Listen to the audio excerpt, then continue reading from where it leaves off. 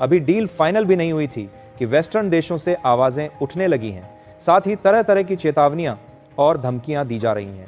बस एक खबर क्या निकली कि पूरा अमेरिका एक्टिव मोड में आ गया, जबकि इस बात की अब तक कोई आधिकारिक पुष्टि भी नहीं हुई है कि भारत सच में रूस से यह समझौता करने जा रहा है। लेकिन शोरगुल ऐसा मचा है जैसे कल ही डील साइन हो गई हो।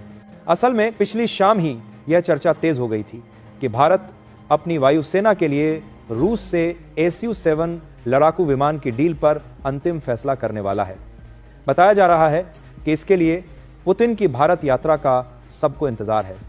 भारत और रूस के बीच लगभग 84 Su-7 जेट के उत्पादन को लेकर बातचीत लगभग तय मानी जा रही है। इस डील में तकनीकी ट्रांसफर भी शामिल है और रूस ने यह भी मंजूर किया है कि इन विमानों पर भारत अपनी मेड इन इंडिया मिसाइलें भी तैनात कर सकेगा। यानी सीधे शब्दों में कहें तो भारत की जरूरतों के हिसाब से रूस हर शर्त मानने को तैयार दिख रहा है। इसके साथ ही रूस ने यह प्रस्ताव भी दिया है कि अपने नए ये L-51 टर्बोजेट इंजन को वह भारत को उपलब्ध करा सकता है। यह इंजन लगभग 170 केन का थ्रस्ट पैदा करता है, जो अमेरिका के F-22 में लगे ब्रेट एंड विटनी के इंजन से भी ज्यादा शक्तिशाली माना जा रहा है। अगर भारत को यह इंजन मिल जाता है तो भारत का एम का प्रोजेक्ट बहुत मजबूत हो जाएगा। तब चीन और अमेरिका दोनों के लिए भारतीय वायुसेना को चुनौती देना आसान नहीं रहेगा। यही वजह है कि अमेरिका के सुर अचानक तेज हो गए हैं। पूरी अपडेट को समझते हैं, लेकिन आगे बढ़ने से पहले इस वीडियो को लाइक करके चैनल को भी सब्सक्राइब कर लीजिए। दरअसल देखा यह गया कि जैसे ही यह खबर अमेरिका तक पहुंची कि भारत जल्द Su-7 को लेकर कोई बड़ा ऐलान कर सकता है, वहां के नेताओं ने बयानबाजी शुरू कर दी। बताया जा रहा है कि पुतिन की भारत यात्रा के दौरान यह समझौता हो सकता है और इसी बात से व्हाइट हाउस में हलचल मच गई। ट्रंप सरकार के सलाहकार पीटर नवारो ने भारत को खुले तौर पर चेतावनी दी है। उन्होंने कहा है कि भारत को रूस से किसी भी तरह की रक्षा डील करने से पहले काटसा कानून को याद रखना चाहिए। अगर भारत ने रूस से समझौता किया तो अमेरिका भारत पर कठोर प्रतिबंध लगा सकता है। उनका कहना है कि एक बार ये प्रतिबंध लागू हो गए तो भारत ब्लैकलिस्ट हो जाएगा, न उसे वीजा मिलेगा, न फाइनेंशियल सहायता और न ही किसी तरह का लाइसेंस। यानी नवारो के शब्दों में काटसा का मतलब भारत की बर्बादी बताया गया है। काटसा कानून दरअसल ट्रंप प्रशासन के समय 2017 में लागू किया गया था। इसका असली मकसद यह था कि कोई भी देश रूस से बड़े हथियार सौदे न कर सके, ताकि रूसी तकनीक उन देशों तक न पहुंचे जो अमेरिका की रक्षा तकनीक को चुनौती दे सकते हैं। अमेरिका को असली मकसद यह था कि अमेरिका को डर है कि अगर भारत रूसी सिस्टम के साथ आगे बढ़ा तो उसकी हथियार नीति कमजोर पड़ जाएगी। अमेरिका की नाराजगी की एक बड़ी वजह यह भी है कि भारत ने F-35 फाइटर जेट्स खरीदने का प्रस्ताव ठुकरा दिया था। ट्रंप चाहते थे कि भारत इन विमानों को खरीदे, लेकिन भारत ने अपने रास्ते खुद तय किए। ऊपर से भारत ने अमेरिकी टैरिफ नीति को भी नहीं माना और अब अगर भारत Su-7 खरीदता है तो नाटो देशों के सामने अमेरिका की साख को बड़ा झटका लग सकता है।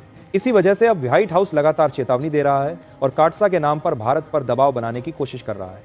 लेकिन भारत की स्थिति आज पहले जैसी नहीं है। अब भारत किसी भी देश की धमकियों से डरने वाला नहीं है। याद कीजिए, जब भारत ने रूस से S-400 मिसाइल सिस्टम खरीदा था, तब भी अमेरिका ने ऐसे ही धमकियां दी थीं। उस समय भी कहा गया था कि भारत पर काटसा लागू किया जाएगा, लेकिन अंत में हुआ कुछ नहीं, क्योंकि अमेरिका जानता है कि भारत को नाराज करने का मतलब है एशिया में अपनी पकड़ कमजोर करना। भारत की डिफेंस डील्स हमेशा अपनी सुरक्षा जरूरतों के हिसाब से तय होती हैं।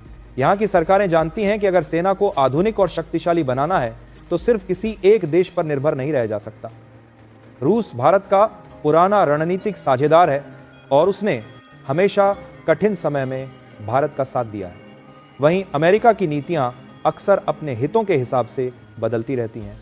कभी व्यापार के नाम पर दबाव बनाया जाता है तो कभी सुरक्षा के नाम पर। लेकिन अब भारत भी इस खेल को समझ चुका है और उसी के हिसाब से अपने कदम बढ़ा रहा है। Su-7 सिर्फ एक डील नहीं, बल्कि भारत की एयरोस्पेस तकनीक में एक बड़ा कदम साबित हो सकता है। अगर यह समझौता तय हो जाता है तो भारत दुनिया के उन गिने चुने देशों में शामिल हो जाएगा जिनके पास 5वीं पीढ़ी के लड़ाकू विमान होंगे। साथ ही भारत इस तकनीक का उत्पादन भी करेगा, जिससे देश के इंजीनियर और डिफेंस इंडस्ट्रीज को नई दिशा मिलेगी।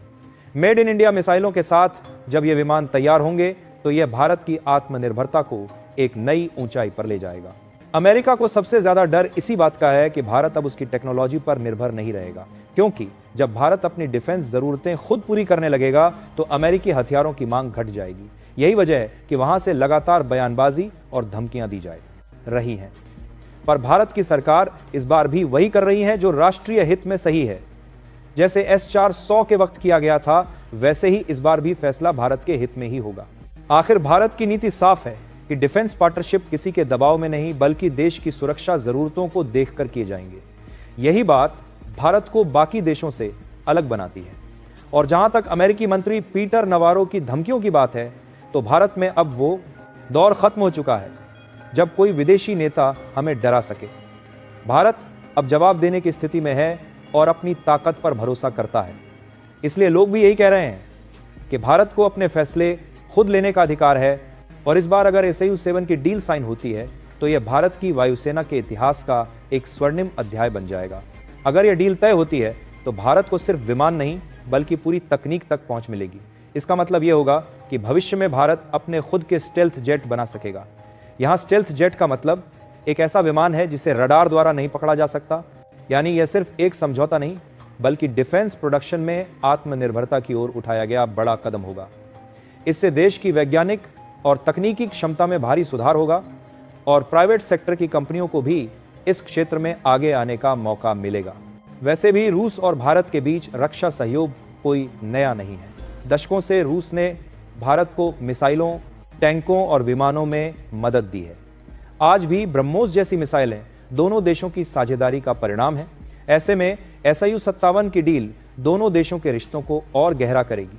यह दिखाता है कि भारत पुराने भरोसेमंद साथियों के साथ खड़ा रहना जानता है, चाहे दुनिया में राजनीतिक माहौल कुछ भी क्यों ना हो। यह बात सब जानते हैं कि अमेरिका जब भी किसी देश को चेतावनी देता है तो उसके पीछे अपना आर्थिक हित होता है। वहीं अमेरिका सऊदी अरब और तुर्की जैसे देशों को रूस से डील करने पर कुछ नहीं कहता, लेकिन भारत पर दबाव डालता है। इस वीडियो में बस इतना ही। बाकी आप लोग इस पर क्या कहना चाहते हैं, खासकर पीटर नवारो की भारत को बर्बाद करने की धमकी पर अपनी राय कमेंट में जरूर बताएं। और इस वीडियो को लाइक करके अपने मित्रों तक शेयर जरूर करें ताकि उन्हें भी जानकारी मिल सके। इसी तरह और भी नॉलेजेबल वीडियो देखने के लिए चैनल को भी सब्सक्राइब जरूर करें। जय श्री राम।